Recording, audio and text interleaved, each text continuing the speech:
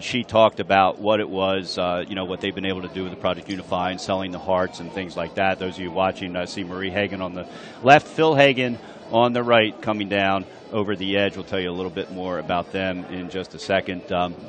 They sold the hearts, they did those types of things, and you guys were able to raise more than even what your goal was for Special Olympics. And so we certainly appreciate that and all you do, and we hope to see you back here next year. Absolutely, and we hope it becomes a culture. And when we descended, some of our high school students were, we're definitely doing this next year. So that's great. We'll have even more participators next year. All right, great. Well, Levita, thank you, and thank you again, Drew, for being part of this. And so Drew Bailey, I'm not sure if she wants to come on and put the headset on. She's shaking her head. Come here. I got a couple quick questions for you, Drew Bailey. We got Marie Hagan coming down along with Phil Hagan. Phil has gone, he's a repeat edger in 2013. He's a CEO at Red Canary. He's one of the tech volunteers at Waggy by Maggie and Friends. If you were here for my interview earlier with Matt Montgomery, you heard Matt talking about being part of that dog biscuit making company that every employee has an intellectual disability there, or the majority of them do. It's just a wonderful job that they've done there for that. So Phil Hagan, a second-time edger.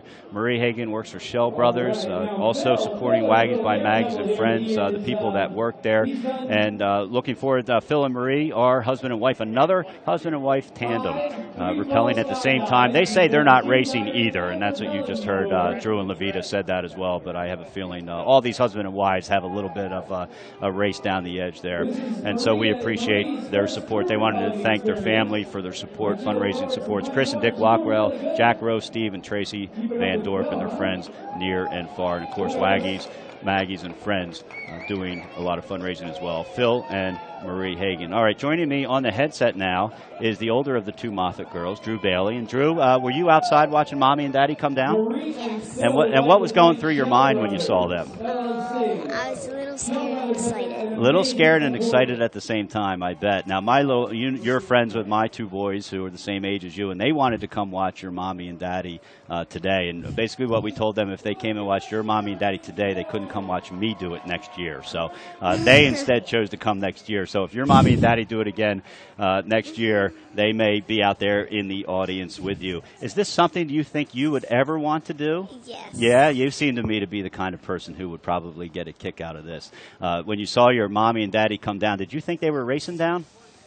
Yeah. Yeah, you kind of thought that. You know your parents pretty good, competitive people, right? Mm-hmm. All right. Well, listen, we appreciate you being here today. We're glad you got to come out and see it. I bet you miss being in school, don't you? No. No? No? Now, are you going back to not school? at all. Are you going back to school? Hopefully not. Hopefully not. Well, I'm not going to get involved in that. So, Drew Bailey, thank you very much for being part of that. And say hi to your sister, Bree. Bree, do you want to just come say hi to the people that are listening? I know the Moffitts have a lot of people who are out there listening to them going down. We've gotten several tweets for people listening.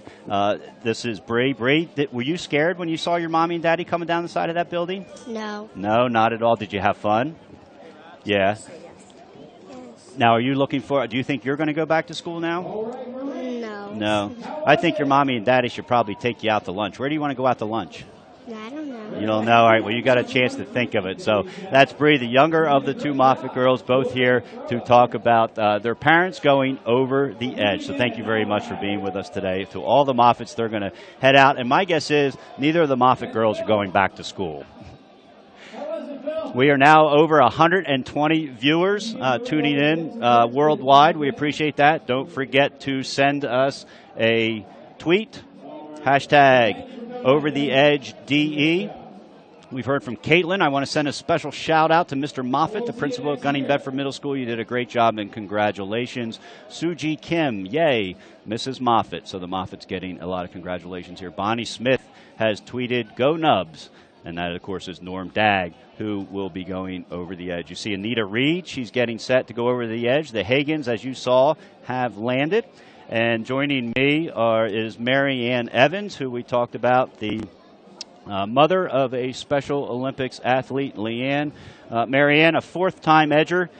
Does it get any easier? That's a good question. Yeah, I think it actually does.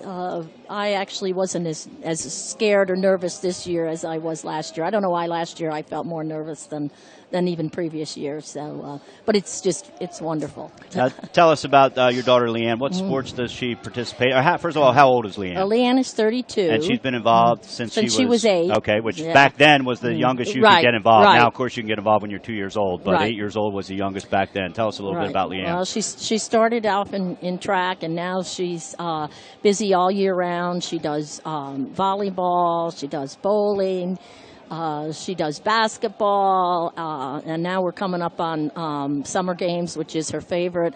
She does swimming. She loves, and this year for the first time she participated in roller skating. Oh wow! And how's she doing that? She got a silver. Oh, wow, good for her. Now, when she was done roller skating, is it something that she hopes to do again? Something not sure about, or where's that? I'm not sure. She's not sure. Wait and see, right? Yeah. Wait and see. But there's a lot of good opportunities out there for her. That's great. And Special Olympics has impacted your lives tremendously over the years. Just real quick, in a minute or less, tell us about how that has done your family as a whole. Yeah, I just give Special Olympics of Delaware so much credit, and they just provide so much good opportunities for Leanne, not only athletic-wise, but with camp and just friends and just every program. And I want to give a shout-out to everyone who works for Special Olympics. You all do such a wonderful job, and I'm one, and a lot of the parents, we're so appreciative to all you do. You're dedicated, and you give a lot of time over and beyond and above what is necessary. Well, thank you, Marianne. And it's volunteers like you. You're involved in, you're not just a parent who sits on the sideline and cheers. You're involved tremendously, not only in the area down there in Kent County, but also statewide. You've done a lot for us over the years. So thank you very much for your contributions to Special Olympics. And thanks for stopping by. Well, thank you. Go see your fans outside. Yeah. So, great. Thank you. All right. All righty, Over the Edge Delaware, for Special Olympics Delaware 2014. Sean Green standing by. We're going to bring him back on and let him do a little bit of play-by-play. But first, we're going to talk to John Godwin Jr. from the Korean Martial Arts Institute. And John is a first-time rappeller. John, what was it like? It was definitely crazy. Leaning off that building was kind of the hardest part, and then just sliding down it was a lot of fun. Right. Once you got the butterflies out, I would recommend anybody to do it. So. And getting ready to do it, you see Fred Bevins on the right, a longtime volunteer for Special Olympics, and Anita Reed on the left, also getting to go down. We'll talk a little bit more about them in a second. Karate, martial arts, I'm not sure the exact term you folks use. Well, we do Tang Sudo and Hapkido. It's called the Korean Martial Arts Institute. We got several locations throughout Delaware, one in Wilmington, Stanton, Route 4, and then the one I work at is on Elkton Road in Newark. So you can visit us at kmaiweb.com. But really, I'm just here as a favor to Kim Ramsey, who his father was one of the volunteers here and for a long time. So she asked me if I wanted to do it, and I was just kind of like, yeah, with this shroud of confidence. And then yesterday I started freaking out. Actually, I've been freaking out for the last week. So well, and that's what Fred Bevins is doing right now. You can see his backside, and we always tell people on the ground when you can literally see their backside, that means there's no turning back at that point. Definitely not. Kim Ramsey's father, Dale Botluk, a longtime volunteer for Special Olympics, a board of directors member at some time. He had a true passion for this organization, and it's great when we have somebody like you. We've had, the guest before you was a mother. We've had longtime volunteers, which Fred Bevins is up on the rope now. But and shout out to Marianne. She was great help. It's been her 4th year. It was my first year, so I was kind of like, I looked to her for guidance. Oh, there you go. She showed me support. You were up there. That's great. But it's always great to bring somebody new into the Special Olympics family. And even if, whatever your future is with Special Olympics as a volunteer or a supporter or whatever, we appreciate you taking the time out today to come out and raise the money and raise awareness about Special Olympics. So thank you very much. Yeah, thank you. All right. All right. Have a good day. All right, I'm going to bring back Sean Green as Fred Bevins on the left is going down. He's retired from DuPont. He coaches several sports for Special Olympics, volleyball, basketball, tennis, golf. He's not a repeat edger. He's never done this before, Sean, and I know you are a one-time edger, and so you've had this experience. We've talked a little bit about it. Fred's already over that first lip. You can see him just kind of inching along. I'm not sure he's got to worry about going too fast and locking up, but there's nothing wrong with that. It's not a race. Well, you're being controlled going down by a hand control, and really it's your wrist strength that plays a lot into it. I have about a 1/4-inch bicep, so it's wrist strength an issue for me. And actually, the stronger you are, the easier it is to go faster, because the harder you squeeze, the looser it gets, and the more you can go down until you go too fast and the safety thing catches. So you can sometimes tell based upon your nerves. Sometimes when you're nervous, you're not as strong, so that makes you go a little slower. Sometimes when you're nervous, you get that adrenaline rush, and then you're stronger than you normally are, and you go much faster. But you can certainly see in this case, he's can't tell if he's locked up or if he's just still trying to figure out that device. And he's talking to the person in the office building there, like you were talking about. That was funny when you went down. You talked about that. Fred has walked on a glacier in Argentina. We asked these people, what have they done that's been a little bit crazier than this or along the same lines, and so he has done, been on a glacier before. Anita Reed works for Spicer Milliken Funeral Homes, and she's a proud parent of a Special Olympics athlete. So there on the right, you have a parent of a Special Olympics athlete. On the left, a longtime coach of Special Olympics. Anita Reed is looking forward to taking in the view and giving Lauren a big hug at the bottom. She is a first-time edger, and she's doing it to support the organization. She's been practicing. She's done some parasailing and zip lining, but this is by far the craziest thing I've done yet. And Sean, I don't know about you, but I do plan to do this next year, and it doesn't overly excite me, nervous-wise. I'm not afraid of heights. I give people a ton of credit, including yourself, who is afraid of heights, and you come out and you do this type of thing. But, to me, skydiving, parasailing, hang gliding, people that have done this today have all done those things. Those are things I would never consider doing. This is something that we're proud to report. Over the Edge USA has done thousands of these events. They've got a 100% success rate. I like that odds. You talk about the nerves, and we've heard some of the people say they were really nervous at the top. I think the thing that got me through it was, knowing the 100% rate, but also knowing that rope is awful taut. Right. You can feel the tension from the top, and you can feel the tension from the bottom, so there's never a point where you don't feel secure. Right. And that goes a long way to at least then you can just focus on what am I doing, as opposed to is something really bad going to happen to me? And I think that can play a lot of things. And the other thing is, and we're not showing it, I'm sure you've talked about it at some point, there is a training wall. Yes. There is the 18th story to this building that you go up and they let you go down the one. And actually, when I did mine, I went down that no problems. Right. I could not get my foot. When you went into that V position on the edge, I couldn't get my foot to let go. Like I was grabbing it with my toes. I was like, I had no idea my toes had that kind of strength. That's funny. And then finally let go, and then slowly crept my way down. Well, and I've got good news for you. You talk about that gadget where they, where you need the strength. Yes. And I've got good news for you. They've got a new gadget. Okay. And so from what I understand, it's 100 times easier than it used to be. Because I used to, we had some people that were pretty well built go down this, and they would all come to the same complaint about their forearm strength. Yep. But now they've got this new gadget that takes away the need for that incredible strength, and you don't get it worn out. So the good news is the next time you do it, it'll be a lot easier. I'm talking with Sean Green at WDEL. We've got the Hagans, Phil and Marie, who have stepped in to go on the headsets with us. So Sean's going to step away real quick. We appreciate Sean hanging out with. Gives my voice a little bit of a break, and Sean's an experienced edger and an excellent play-by-play guy for WDEL. So we're happy to have him come in with us. Joining me first is going to be Phil Hagan. And Phil went down. I'm looking here. He's a repeat edger in 2013. And Phil, you might be the first guest we've had who's only done it for the second time. In other words, we've had a couple four-timers, we've had a couple three-timers, we've had a couple first-timers. You did it last year, you did it this year. What's the difference? Oh, the gear was a little bit different, but it was still a great experience. The weather cooperated, not too hot, not too cold, and it was excellent time overall.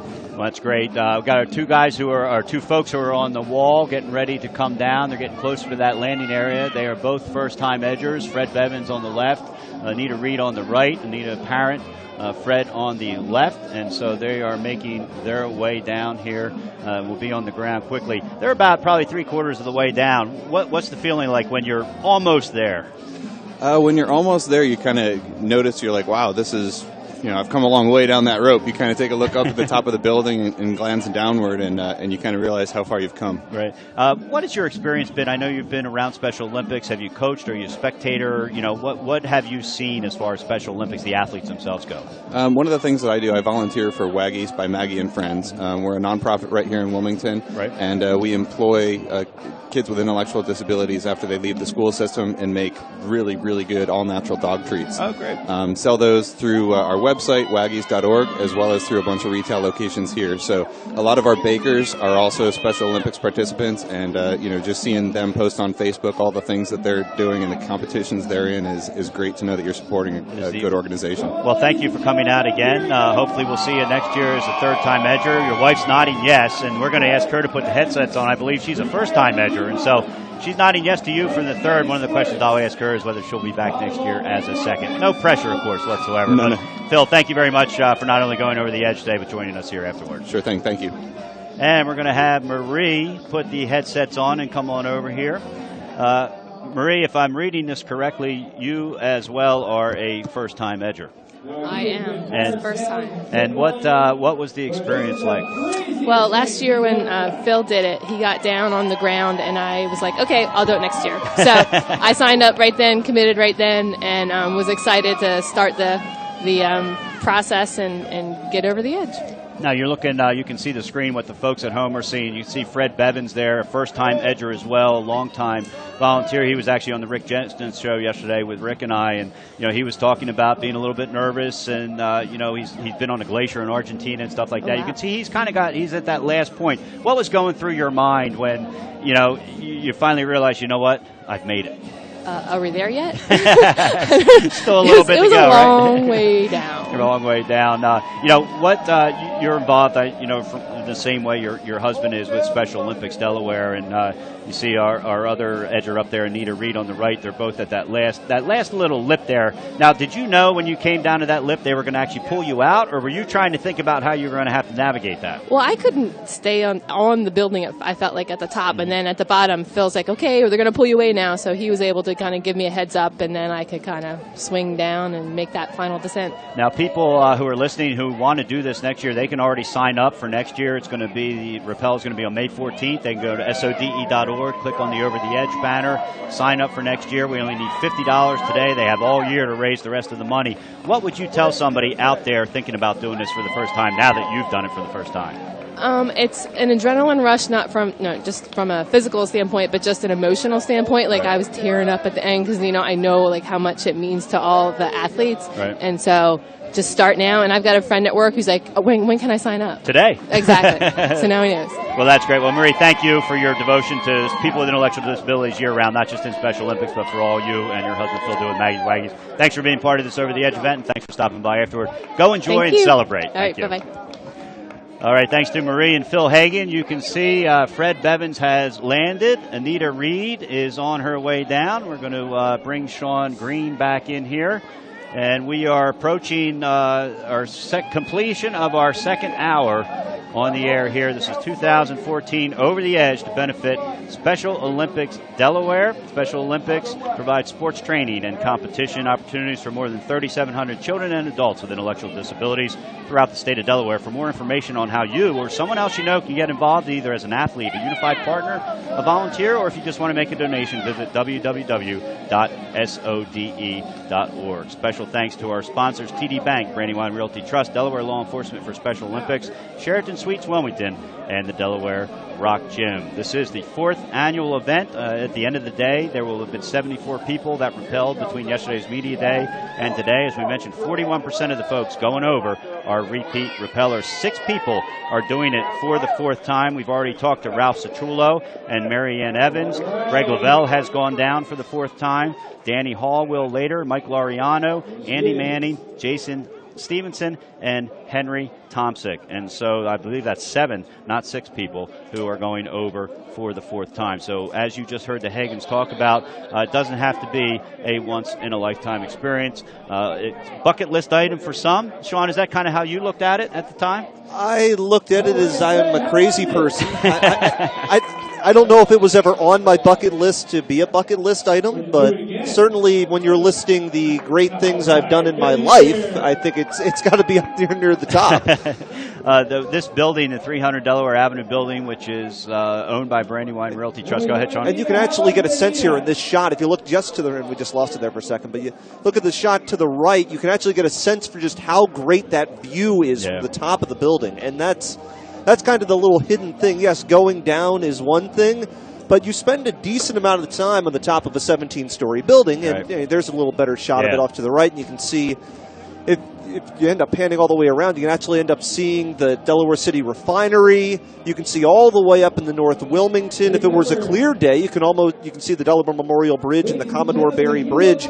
Just things you don't associate with seeing in downtown Wilmington. Right. So, that is kind of a little hidden bonus to the event. Yeah, our camera crew is doing a great job today. All the shots you've seen are courtesy of Jessica Philippek, Nina Raspa, Mike Winsley, and Jennifer DeLuca, all students, I believe, at the University of Delaware, or recent graduates at the University of Delaware. Headed up our executive producer, Jimmy Smith. If you ever go on to bluehens.com and you see a video of any sort there, Jimmy is responsible for it one way or another, and he and his staff have done an exceptional job today. I've mentioned it before, but for those of you just tuning in, we are, as far as we know, and I know the Over the Edge USA people have tuned in. They've been sending tweets about it. They can correct me if I'm wrong, but I believe we are the first crew to ever streamline this live in the United States, at least, from start to finish. Other crews have done some live interviews and things like that and shown it on screens, but nothing compared to what Jimmy Smith and his staff have been able to do there. You see Fred Bevins getting some congratulatory hugs there. We've mentioned Waggies a few times. Matt Montgomery there on the left. He was our guest. If you're wondering what put a face with a voice, that was Matt Montgomery, who was on the air with us there in the Blue Rocks hat a little bit earlier there, and you can see the crowd at the bottom. And I'll tell you, when I did because I did it on a media day, I did it on a Wednesday with the Edgers going on Thursday and Friday.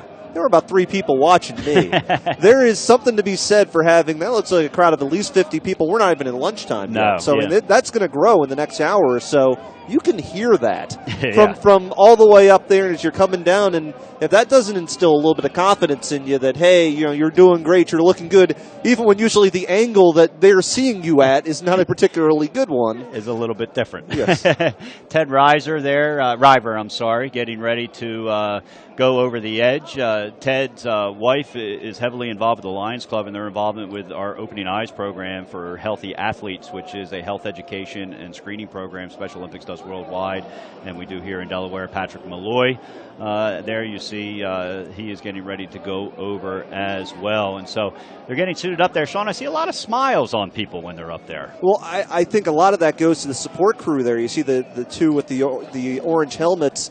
They're instilling confidence. I had a chance last year, one of my coworkers, Amy Cherry, went over, and she was kind of nervous, but she sometimes can downplay her talent. Right. So maybe I was thinking, okay, maybe this isn't such a big deal. She panicked. And I mean, the over-the-edge employee that talked her through it, went all the way through the emotions as Amy's going, do I still have to do this? Do I still have to do this? And she was kind of saying, well, you don't, but... maybe you should. and eventually, after 9 minutes, Amy did it. And I think, they do a first-rate job keeping you safe, getting you down.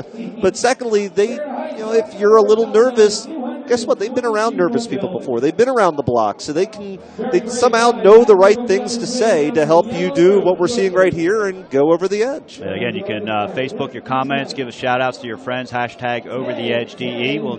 We'll talk about you on the air, give you a quick shout-out, make sure your people get it. Let us know where you're watching from. We're approaching 200 viewers throughout the day. We realize most of you have tuned in to see one particular person go over and probably tuned out, and so those of you just joining us, this is the Over the Edge 2014 to benefit Special Olympics Delaware. On the ropes are Ted River, and Pat Malloy is the one you're looking at right now. He works for the Wilmington Police Department. He's a volunteer, and he said nothing better than seeing the athletes' face light up when you put the medal around their neck. You can see his face lighting up as he's getting ready. He is terrified of heights. And, Sean, I mentioned I'm not, but I give so much credit to those people that are. And you can see in his face there, not quite the smile that we were seeing from the previous guy, but at the same time, look at me. You can see as he's literally walking off the edge of a 17-story building on that first little outlay there.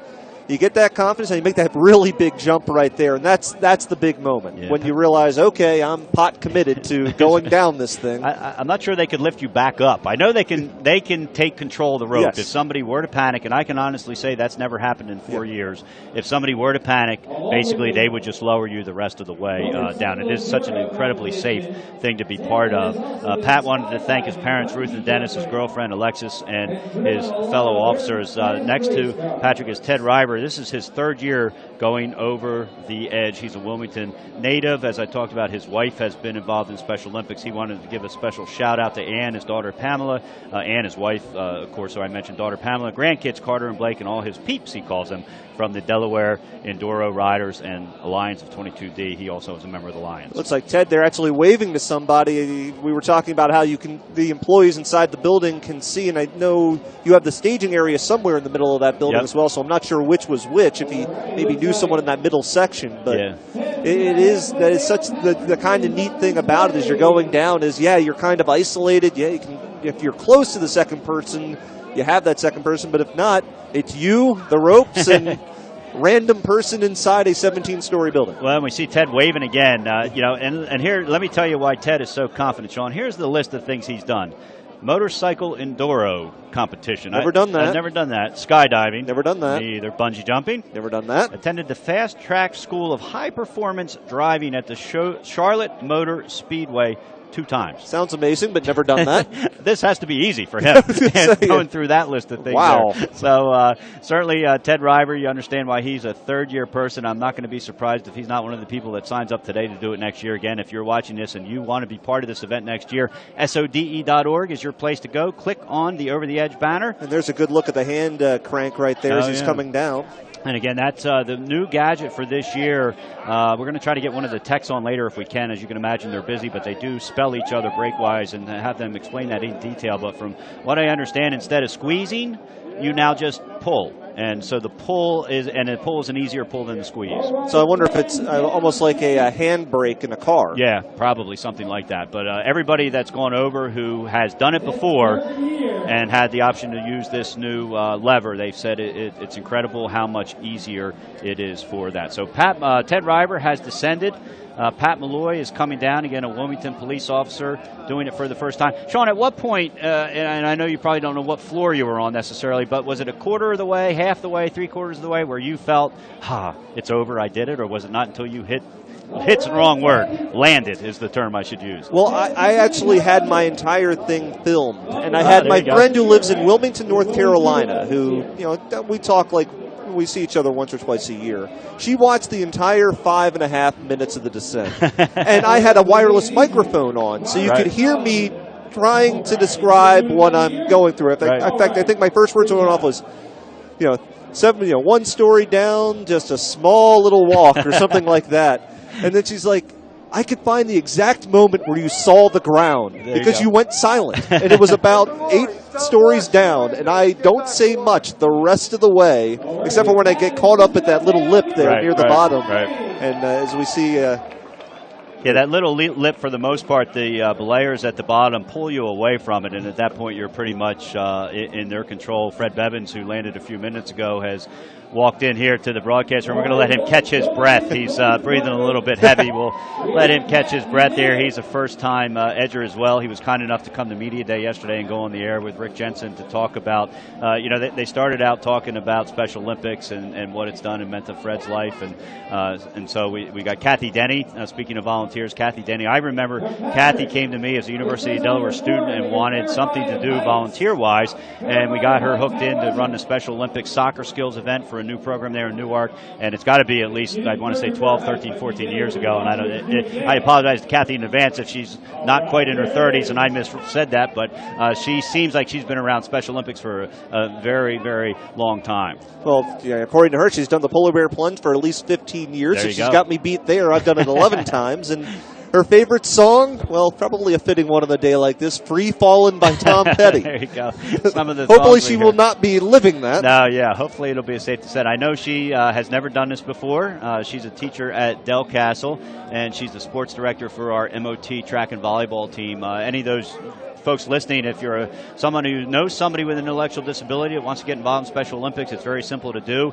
There is no age limits, essentially. You can get involved when you're 2 years old, and there's no upper age limit. Completely free program. There's no registration fee. We take care of the equipment, the uniforms, because of events like this. And if you're someone who finds those type of athletes inspirational, you guys have the big Summer Games coming up in about a month or so, I believe, at Delaware Stadium. Yeah, at the University of Delaware Complex, June 6th and 7th. There will be close to 1,000 athletes, unified partners who are peers without intellectual disabilities. They'll be in 6 sports, and I'm going to try to rattle them off. Rick Jensen put me on the spot yesterday and asked me what the 6 were. I'm not that evil. And I had to try to rattle them off. We do tennis, we do track, we do aquatics, we do softball, we do bocce, and we do powerlifting. There, I got it. There you go. And you think about, as somebody growing up, how much you loved playing those sports. Right. So imagine being somebody, who maybe doesn't have, hasn't had the most friends. People don't fully understand necessarily when you're kids just how to relate to somebody dealing with those kind of disabilities. And when they get a chance to have some success and you can see them having fun, that makes it so much easier for that kid, and you really make their day and many times their lives. Yeah, and you mentioned kids, and that's when we like to get them involved in Special Olympics, because then it does carry over into adulthood. And when they become adults, and half the 3,700 athletes in Special Olympics Delaware are 18 years or older, and it really becomes their social outlet. As kids growing up in Special Olympics, they get the confidence that sports gives them. They have the opportunity to compete and participate with peers on the field in a place where they are accepted for their abilities, and quite a few exceptional abilities. And more importantly, they are coached by coaches like Fred Bevins, who we're going to have on in a minute, who are trained to work with people with intellectual disabilities. Well, it's the same thing as if, say, you're in a softball league on a Tuesday night. Why are you in that softball league? Because you probably played baseball when you were a kid. So you had those opportunities through Little League or Babe Ruth or whatever organization you played. Special Olympics becomes the Babe Ruth for that subset of kids. And as much as you enjoy that Tuesday night playing with your friends or maybe meeting new people, depending on whatever league you're in, Special Olympics creates that same environment for these athletes. Yeah, and it becomes a social opportunity for parents. And when I say social, it's not the only reason they come out and they become part of Special Olympics. But, I've also been to practices and visited where the conversations I'm hearing in the parking lot, and by the way, that's Ruth Coughlin going over for the first time. She's my colleague and good friend at Special Olympics. And I talked to her this morning at 6 a.m. when we got here. And I said, so are you nervous? And her comment was, I got too many things to do before I go over the edge. That helps. that does help. That might be a good thing. And that's I got to figure out if I'm going to do this on Media Day next year, what am I going to do leading up to it, so that I don't have to sit around and think about it. While Ruth's going down, Sean, I'm going to ask you to turn the headset over to Fred Bevins, and so we don't hold Fred up any longer. Although Fred's retired, so I was not making fun of him, but I kind of commented yesterday. I said, normally I would ask you if you have anywhere to go, because we were waiting for him to get on the radio with Rick Jensen, and I said, no, that's right, you're retired. The only way, you're just trying to figure out where you're going to go to dinner or happy hour or something like that. Fred, you made it, 17 stories, 222 feet. What did it feel like when you finally made it to the ground? Oh, it was just awesome. It was quite an experience, and it's too bad it wasn't a little sunnier today. I really enjoyed the view up top, but it was very, very good. I just took my time coming down, and we look forward to doing it next year, and maybe we can get you to do it. You know what? You're not the first person to say that, Fred. You're not the first person, trust me. And I actually already have committed, but actually I've committed the last 2 years, and somebody's bumped me out of my spot. But now I plan to do it next year. You see Ruth all smiles there. I know she was a little bit nervous going down. Ruth is not only a colleague, a staff member at Special Olympics Delaware, but her daughter Caitlin is a Special Olympics athlete, and I know Caitlin is here, probably at the bottom, waiting for Ruth to come down. I imagine Ruth's husband Sean is as well. Getting several tweets that have come in. #OverTheEdgeDE. Please send us a tweet if you're out there. Let us know where you are watching from. Ruth is getting ready. What was going through your mind at this point, Fred? Well, the staff up there are just so helpful, and they're so reassuring that I was just trying to get started, I guess, at this point. But once they told me to lean back, and the rope part of it is really pretty easy. And here goes somebody off now. So yeah, just getting started. Once that started, it was pretty good. Yeah. Now we watched very closely, Sean and I.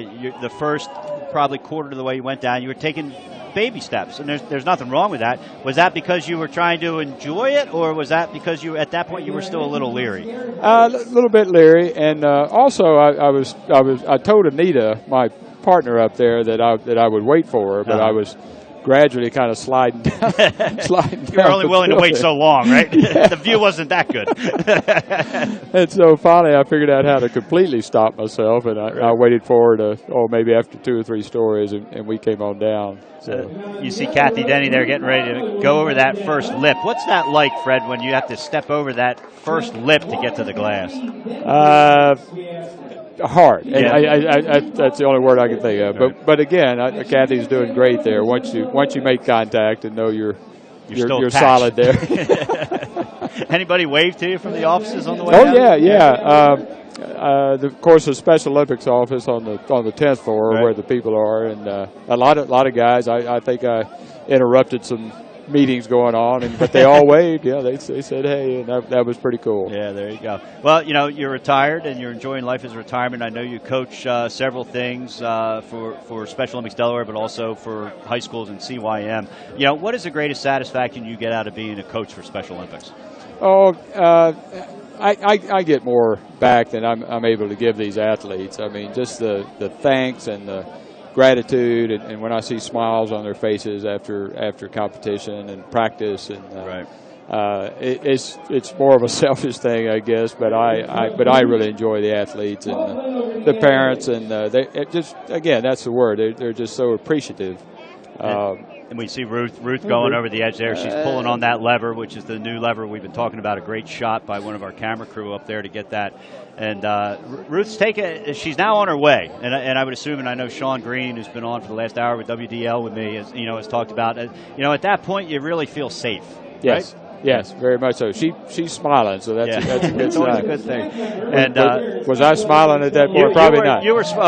We were looking at your rear end at that point. We had that camera angle there, but now you were definitely smiling at some point. And I was telling somebody we've been doing this now. This is our 4th event of Over the Edge. Typically, I'm on the ground emceeing, and so I often get to talk to people when they first land. I've been fortunate to have a lot of people stop by to have me talk to them today. But usually people, I have very few people who say I would never do that again. It's always, that was fun, it was worth it. And even if they don't come back for whatever reason, they are glad they did it and have nothing but good things to say about it. Yeah, I would second all that, and it would be even that much easier the second time around. Not that it was easy this time, but you kind of get the hang of it, and it is just an awesome experience. Very, very, very awesome. Well, thank you, Fred, for stopping by. Hey, thank you for not only doing Over the Edge, but for all you do for Special Olympics Delaware. I'm going to ask you to turn the headset over to Ted Reiber real quick. Ted's going to come on. And you see on your screen Kathy Denny on the left, Ruth Coughlin on the right. Kathy, a longtime volunteer. Not sure if the Del Castle High has it streamed online, but if you do, thank you for tuning in. Kathy's a teacher at Del Castle High. Longtime volunteer for Special Olympics, as I mentioned. She actually started in college coaching a soccer skills team. And on the right is Ruth Coughlin, a parent of a Special Olympics athlete and also a colleague at Special Olympics Delaware. Both Kathy and Ruth are doing it for the first time. Not doing it for the first time is our guest, Ted Reiber. 3rd year going over. Yeah. Any better, any easier, any calmer? The new rappel mechanism is much easier to manipulate. That's what we've heard. Now Ted, I know your wife's very involved in Special Olympics with the Lions, as you are as well, so you've seen what this organization does for Special Olympics over the years. You've committed several, doing events like this, your time at our various events. Sean Green and Sean was on the headset with me when you were going down, and you seem to be doing it so easily. And then we got out your bio, and we started looking at the things you've already done. Motorcycle enduro competing for 26 years. Skydiving, bungee jumping, a fast-track school of high-performance driving. And Sean and I were ticking off those things that we had done, and we have no check marks. So, although Sean has gone over the edge, where does this relate to, skydiving? I mean, skydiving is something I don't think I could ever do because, there's a 110% success rate for over the edge. Yeah. Unfortunately, somewhere, somebody's skydiving parachute has not opened up. That's true. Where does this compare? Like, of all this list of things you've done, which one would give you the highest, would get you the most nervous if you knew you were going to do it tomorrow? Any of them? Probably bungee jumping. Bungee jumping, Yeah, really? Now, yeah. that's interesting because I would think with bungee jumping, from what I understand, there's a backup cord and even a third sometimes. So all three would have to fail. Maybe not. Well, my perception is in the United States, the insurance is so expensive on bungee jumping. Right. They can't put the money into equipment. They have to put it into insurance. So that's not a good thing. where my daughter bungee jumped in New Zealand. Oh, wow. Where they don't have insurance. Oh, geez. So it's a lot of equipment. So, it's very safe there. Oh, geez, that's funny. All right, you're watching Ruth Coughlin on the screen come down. Again, my colleague, a little bit quick of a jerk there. She didn't get locked up. If you do go too fast, you do lock up, and they will talk you. You have an earpiece in your ear, and they talk you down. She's over that ledge, and we're going to try to get Ruth in here. Ted, thank you for joining us. Thank you for being part of Special Olympics Delaware all these years, and thank your wife, Ann, for being out here. I know she was on the ground waiting for you. Will do. Thank you. Thank you very much. I'm going to bring Sean Green back on here. We appreciate Sean hanging out with us. He's got a few more minutes before he's got to get to his real job, I guess. Sean, where are you heading this afternoon as Ruth makes the landing? And I'm hoping Ruth will come in and talk to us. I'm going to send Katie Johnson out, who's been helping us logistically here, make sure that we've got the right names on the screen and that type of thing. She's in constant touch with the Ruth up top. Sean, where are you heading this afternoon? I am heading to Archmere and Padua girls soccer today, a battle of two of the top teams in the way girls soccer is set up in Delaware now. They can't play in the postseason, so it's kind of a marquee regular season game that both teams are going to make the playoffs, but it should be interesting to see how and I know Padua was very highly thought of in the country, in the top 20 nationally. Right. So it should be a very interesting game over at Archmere this afternoon. Now, you mentioned you went to our soccer skills event. That's Ruth giving a hug and a kiss. We want to try to make sure we get Ruth on. Katie's just popped in, and I'm going to ask her to go get Ruth. Let her. That's her husband, Sean, there. Strong supporters of Special Olympics there. And I know Ruth is very, very relieved. She's a passionate mother, a passionate staff member for Special Olympics, was a long-time volunteer. Sean, you did a story at McCain when you came out and covered the skills event last year about a football player who had an opportunity to be part of a JV game. Tell the folks listening about that. Yeah, it was an opportunity set up by the McCain football staff. A kid wanted to come out as a freshman and wanted to play football, and the coaches thankfully had been involved in Special Olympics in the past, so they kind of knew how to handle the situation. The kid went through all the drills all year throughout the JV, showed up at every practice, perfect attendance, did everything you had to do to earn a jersey, earn a spot on the roster, and the coach for McCain and the coach for Mount Pleasant talked before the game, and they said, and the McCain coach said, "Hey, look, we have this kid who does, he's trying to gain some confidence in athletics, and we'd like to have him have a moment." Right. And to the credit, of the McCain kids, but secondly, the sell job by the Mount Pleasant kids. They hand the ball off to the young gentleman. I think his name is Isaiah. I'm blanking on what his actual name is, but he fumbles the football as he's turning the corner. It's like, oh, this is a disaster. But no, he picks it up. And then it's like the Red Sea parted. The blocks by the McCain players on the Mount Pleasant players, and somehow Mount Pleasant could not track him down. He just rumbled and bumbled 60 yards for the touchdown, and then did a dance after he got into the end zone. Not a dry eye in the house, no, I'm sure. It was a great moment. And that was an opportunity that obviously was staged. And that happens often around the country. And, depending on who you talk to, people either like that or they don't like that. If you think strictly from the perspective of the student athlete who ran for that touchdown, it's a moment he'll never forget. But here's who benefits from it. One, obviously the athlete who scored the touchdown. Two, you don't think those Mount Pleasant kids maybe learned a little something about sportsmanship and games are games. Yeah. I mean, even at the professional level, it's so easy to forget about that. Yeah. That's how Michael Strahan broke the all-time sack record. Yeah. Well, that was depending on who you ask. That was a little dubious, but at some point, results are what they are, and I know we're in a world where college scholarships matters, but this is a JV game. Right. Between two teams near the end of the season that have battled hard all year. The score, you want to win, but if you lose, whatever. You lose, right? As long as you try your hardest. But you want to learn lessons through athletics because odds are none of the 22 people that were on the field for that play are going to be playing in the NFL. No, right. But there are 22 players, and probably given the celebration that exuded afterwards from the McCain side, add another 30 onto that number, there are 52 kids that were all a major part of a big moment in that kid's life. And hopefully by proxy, it was a big moment in their own lives, that they learned that they can make a difference with a very simple act. Right.